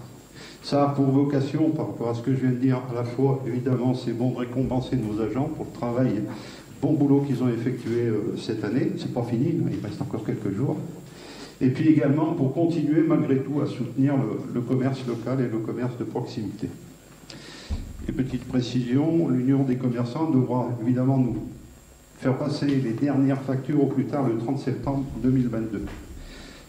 Donc nous vous proposons de soutenir à nouveau cette démarche et d'approuver l'attribution de bons cadeaux dans le cadre des fêtes de fin d'année jusqu'à une hauteur maximale de 4 500 €. En sachant que, bon, il y a eu une augmentation, 4 500 €, c'est pour nous laisser une peu de latitude, parce qu'on l'a vu l'année dernière par rapport au montant, on n'est pas tout à fait arrivé à ce montant-là. Certains, pas beaucoup, ont peut-être pas utilisé le bon. Il y a peut-être eu des pertes entre commerçants et l'Union des commerçants. Voilà. Mais on sait que ça ne dépassera pas ce montant, c'est une certitude. Voilà. Donc on vous demande de soutenir cette démarche et d'approuver cette délibération. Avez-vous des questions? Non? Je vous propose de passer au vote. Qui est contre? Qui s'abstient? Merci, adopté à l'unanimité.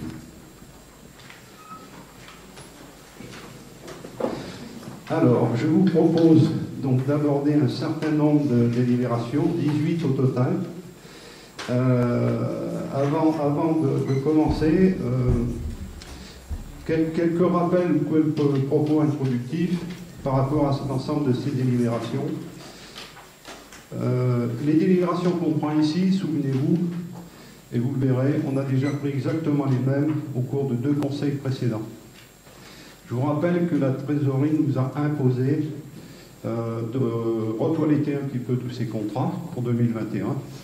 Et nous n'avions pas la possibilité à l'époque, je crois que je l'avais évoqué, soit de ne pas mettre de date de fin de validité, c'est-à-dire d'avoir ces réceptacles à l'emploi ouverts et de pouvoir l'utiliser comme on voulait. Ce n'est pas le cas, la trésorerie nous impose chaque année, et c'est ce qu'on va faire ce soir, de reprendre toutes les délibérations avec une date de validité, vous l'avez vu, du 1er janvier au 31 décembre de l'année 2022. Les précédentes délibérations, c'était pour 2021, uniquement. Si on ne fait pas ça, si on ne l'adopte pas, ben effectivement, au besoin, si on a un besoin, on ne pourra pas recruter. Je veux rappeler également que ce ne sont que des coquilles vides. Ça, c'est pour qu'on puisse recruter. Je vais prendre un exemple. Si on a malheureusement une maladie qui s'éternise un petit peu et si on veut recruter, ben, qu'est-ce qu'il faudra faire? Si on n'a pas fait ça, il faudra passer la délibération au conseil, l'adopter éventuellement cette délibération et après partir en recherche de candidats, recruter. Et ça peut prendre 2-3 mois. Donc c'est assez dommageable. C'est l'une des raisons pour lesquelles on anticipe ces délibérations. L'ensemble de ces délibérations, vous l'avez vu, elles précisent plusieurs choses. D'abord, sur quel type de service ça s'adresse, ça peut être de l'administratif, petite enfance, etc. Ça précise également si c'est un temps complet ou non complet. Ça précise également la durée maximale du contrat, qui peut être de 6 mois, qui peut être souvent de 12 mois. Et ces 6 ou 12 mois s'inscrivent dans une période maximale en mois consécutifs de 12 ou 18 mois. J'y reviendrai, mais en fait, c'est ce que vous avez retrouvé dans l'ensemble des délibérations. Donc c'est ce qui diffère à chaque délibération, parfois, soit où se situe l'emploi, si c'est un temps complet ou non complet, la durée, etc. Pour les autres éléments, c'est toujours la catégorie C qui est recherchée sur ce type d'emploi. Et d'une manière générale, vous l'avez vu, ce sont tous des créations d'emplois non permanents, puisqu'ils sont prévus en règle générale pour remplacer des personnes et aux besoins de suractivité éventuellement. Voilà, je vous propose donc, si vous en êtes d'accord, de prendre chacune des délibérations, de faire un point succinct. Si vous avez des questions, n'hésitez pas à intervenir, et puis de passer rapidement au vote. Voilà. Donc une première délibération sur de l'emploi non permanent. Ça concerne le service administratif. C'est une demande d'emploi de temps complet, d'adjoint administratif, pour une durée maximale de 6 mois et sur une période de 12 mois consécutifs maximum. Voilà. Est-ce que ça vous suffit comme ça, ou si vous voulez que j'étaye un peu plus? Il y a une question. Oui, c'est une remarque. En fait, si c'est pour des arrêts maladie, ça ne peut pas être des emplois sur accroissement saisonnier d'activité ou accroissement temporaire. C'est des emplois pour vacances temporaires d'activité. C'est pas la même chose du tout. Je suis d'accord avec vous. C'est pas la même chose. Le motif n'est pas le bon. Si c'est pour des arrêts maladie, c'est vacances temporaires d'activité. Je pense pas, non, madame. Je sais pas. Maintenant, j'ai l'impression que vous voulez réécrire tout ce qui est en train de se faire par les certifs. Peut-être avec vos raisons, on vérifiera, mais j'en doute. Non, mais étant donné qu'on a les infos, on cherche les informations. On est obligé de chercher les informations. Donc alors, redites-moi ce que vous pensez qu'il n'est pas correct. Je pense déjà que des emplois, alors deux choses, les emplois qui sont renouvelés chaque année comme ça, oui, c'est durable. Ce qui est durable, ça ne peut pas être du temporaire. C'est forcément de l'accroissement saisonnier d'activité, ce qui est redondant. Non. Je suis désolé de vous le dire, mais non. Non. Ah non. Non, non. Et par expérience, c'est ce qu'on a vu, et me semble-t-il que les emplois, quand on a utilisé ce genre de choses, c'était soit de la maladie, soit de l'activité temporaire de surcroît d'activité. Ça a été le cas notamment dans le cadre du Covid, ou de la Covid, où on a eu besoin d'amener des renforts au niveau de la collectivité. Là, c'est un remplacement, à un moment donné, d'un agent absent. Bah, écoutez, moi je veux bien vérifier, mais si vous voulez réécrire les lois... réécrire les lois. Non, non. Ben écoutez, la délibération, vous avez proposé en ce sens. Si vous avez, comme c'est le cas, le moins de doute, vous l'exprimerez par votre vote.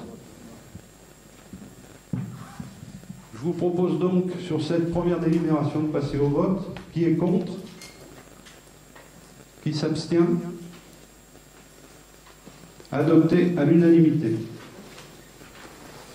Deuxième délibération, ça concerne les ATSEM, temps complet.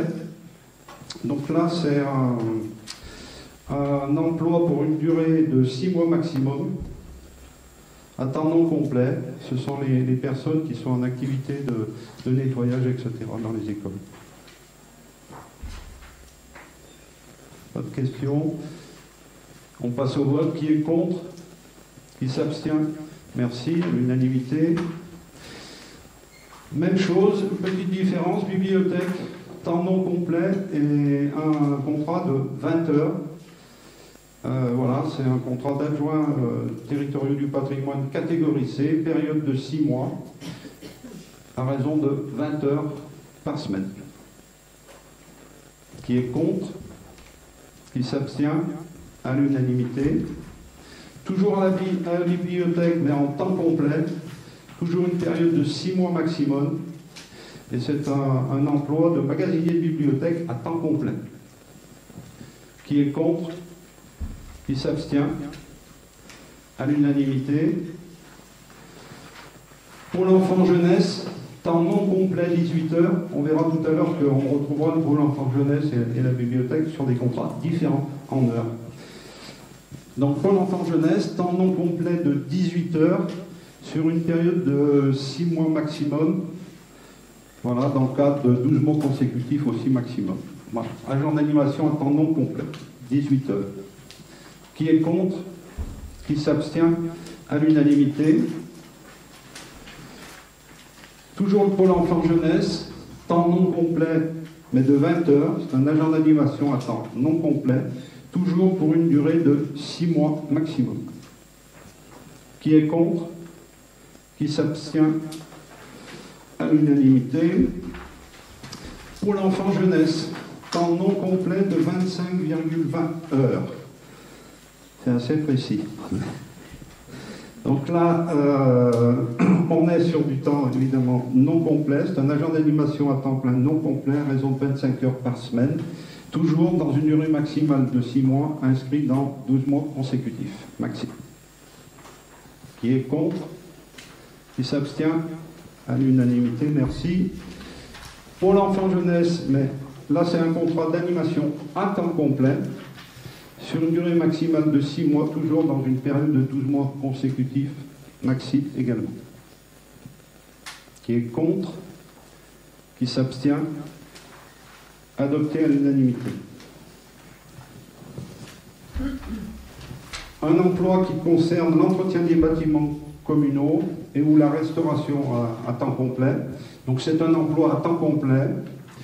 On est toujours sur des contrats maxi de 6 mois dans la durée de 12 mois consécutifs maximum également. Qui est contre? Qui s'abstient? Adopté à l'unanimité. Un emploi d'agent polyvalent de voirie des espaces verts à temps complet, toujours sur une durée maximum de 6 mois et une période maxi de renouvellement sur 12 mois consécutifs maximum. Qui est contre? Qui s'abstient? Adopté à l'unanimité. Pour les services administratifs, c'est un emploi à temps complet, donc agent administratif. Là, c'est une période de 12 mois avec une période cumulée maximum de 18 mois consécutifs. Ah, c'est-à-dire qu'on a 18 mois pour consommer les 12 mois prévus dans ce contrat-là, puisque ça peut être parfois fractionné. Qui est contre? 2 contre. Qui s'abstient? Adopté à la majorité.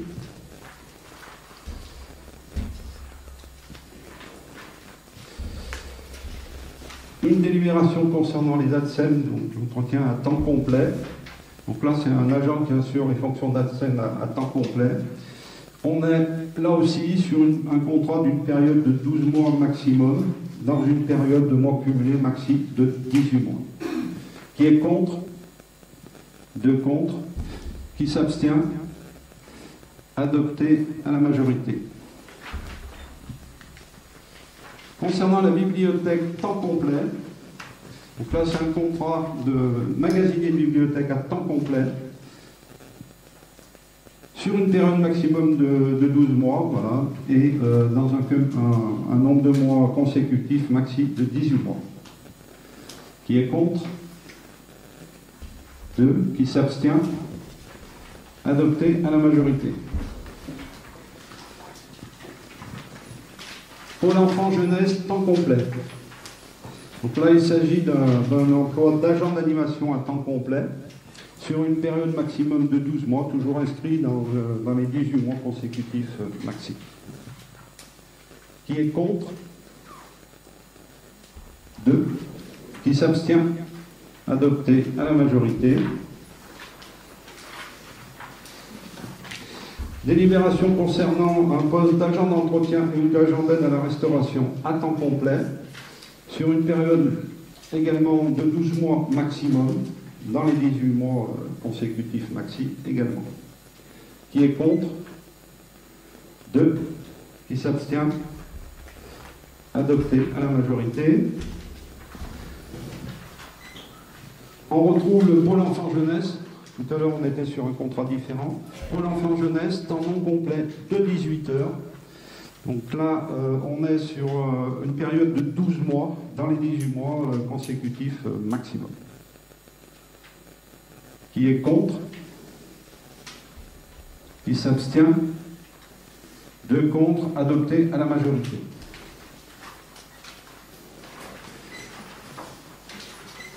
Pour l'enfant jeunesse, temps non complet 25h20. La différence par rapport à tout à l'heure se situe sur la durée. 12 mois compte tenu du renouvellement pour une période de 18 mois consécutifs. Il s'agit d'un agent d'animation à temps non complet pour une durée hebdomadaire de service de 25h20. Qui est contre? 2. Qui s'abstient? Adopté à la majorité.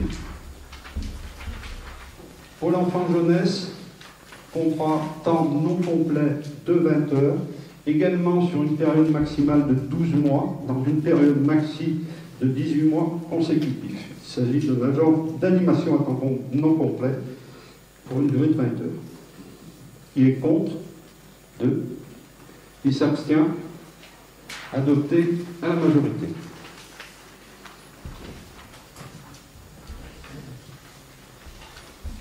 Je vous propose maintenant de passer à une nouvelle délibération qui concerne, on a l'habitude de le faire dans le cadre des ouvertures postes et puis également du toilettage qu'on peut faire sur le tableau des effectifs. Il s'agit de la création et suppression de postes, modification du tableau des effectifs. Donc là, on vous propose de créer les postes suivants. 4 postes concernant la filière technique, d'adjoints techniques territoriaux. Le grade, c'est adjoint technique de 2e classe en catégorie C. Ce sont des temps complets.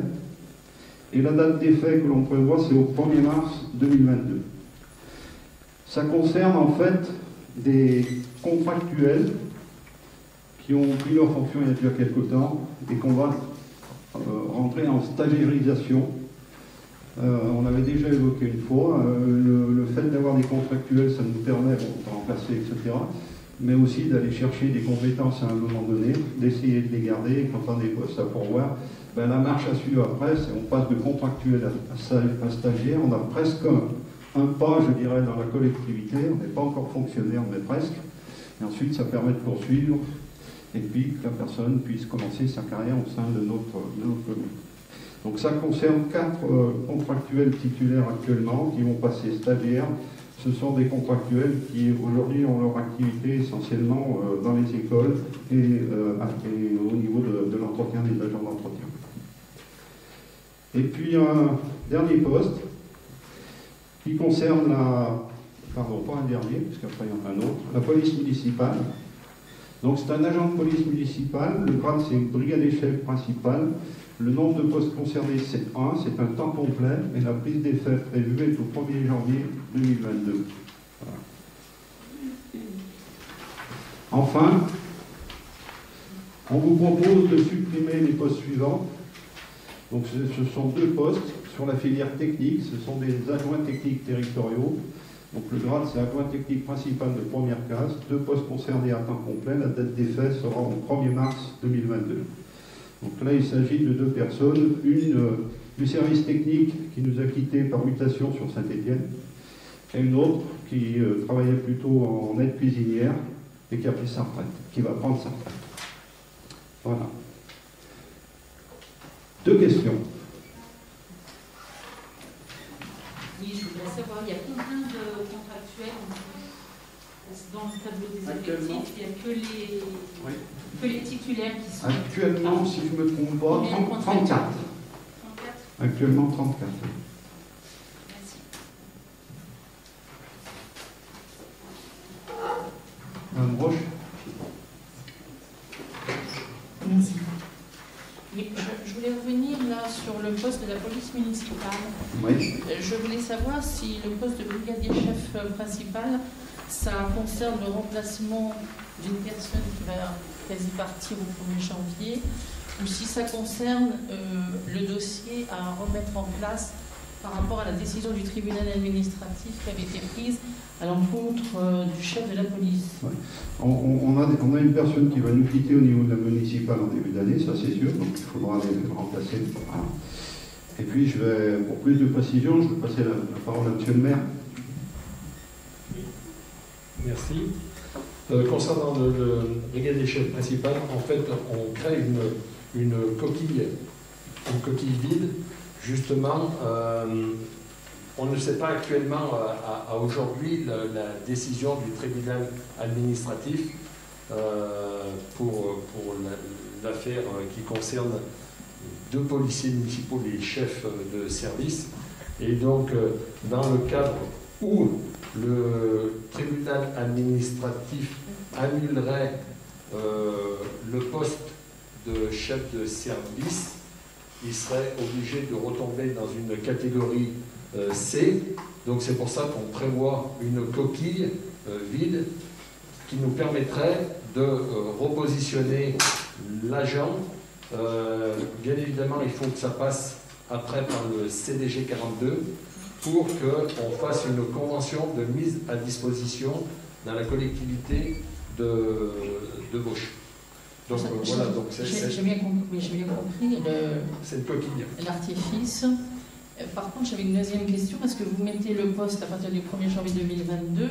Si tant est qu'on délibère favorablement aujourd'hui, le CDG, il a un délai pour valider la décision d'aujourd'hui. Donc je ne vois pas comment on pourrait, si tant est que le tribunal, parce que le tribunal a donné sa décision par rapport à la personne concernée.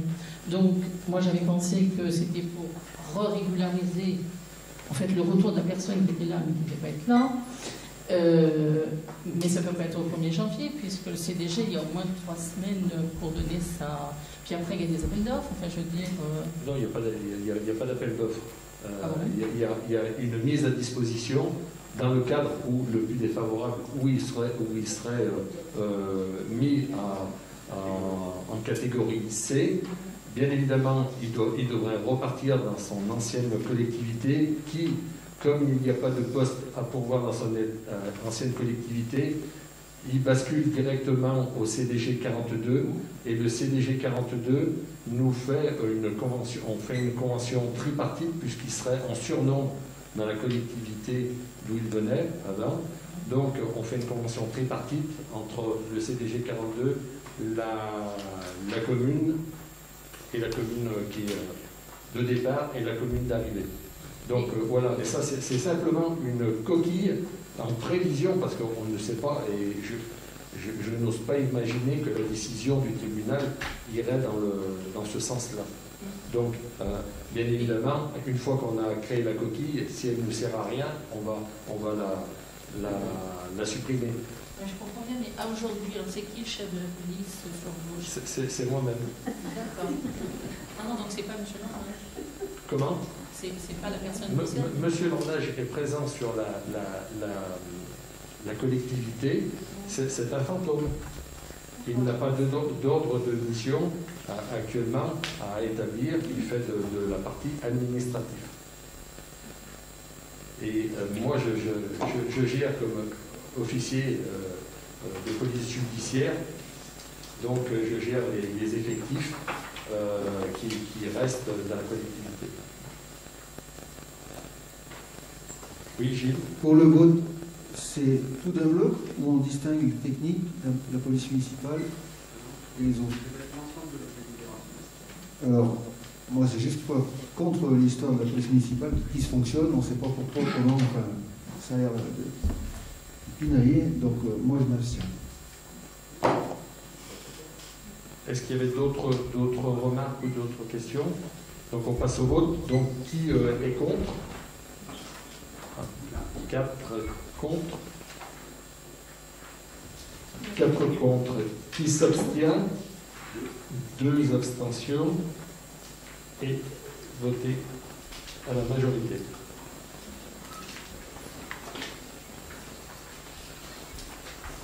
Donc,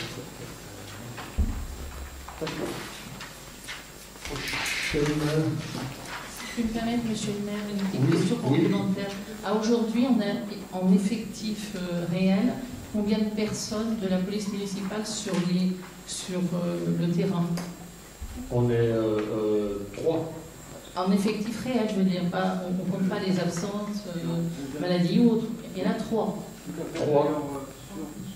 Les délibérations qu'on vient de prendre, vous retrouvez après les travaux des effectifs avec cette mise à jour-là. Ah, pardon. Oui, par rapport à la délibération qu'on vient de prendre, vous trouvez après les tableaux des effectifs. Et si vous allez au tableau des effectifs sur la filière sécurité, vous allez voir effectivement sur la dernière colonne à droite, en fonction des postes, vous voyez qu'il y a 6 postes temps complets qui sont ouverts sur l'ensemble des effectifs. Et en fait, vous en avez 3 pourvus et 3 vacants. C'est là où vous avez 2P, 1P, 1V, 2V. Donc on a bien 3 personnes effectives. Actuellement, à la police municipale, qui sont sur le terrain tous les jours, il y en a 3. Oui, 3 plus Mis à part les absences pénalisées. Un ASVP qui est dans la filière technique. Et donc, M. Landage, le fantôme, il compte comme effectif réel? Réel. Pour l'instant, tant qu'il n'y a pas de décision du tribunal administratif, il fait partie du jour des effectifs. Oui. Une petite question, il en faudrait combien pour une ville comme Vauche? Il y a une tranche, il y a quelque chose? Il n'y a pas de nombre précis, pour une simple raison, c'est qu'il y a des villes qui ne sont pas pourvues en police municipale. Mais ce n'est pas une obligation d'être pourvu. Là, je viens cet après-midi chez un confrère d'une ville pratiquement à côté de chez nous, où il n'y a pas de police municipale. Et pourtant, c'est une ville de 10 000 habitants. Et ils sont en zone de police, donc ils font avec la zone police et le système de caméras de vidéosurveillance qui est à peu près à 2 caméras près, comme nous, le même nombre, 33 sur la ville de Vauche. Et on va en rajouter 3 supplémentaires et ça donne 44 vues, ce qui portera à peu près une 50aine de vues sur les écrans.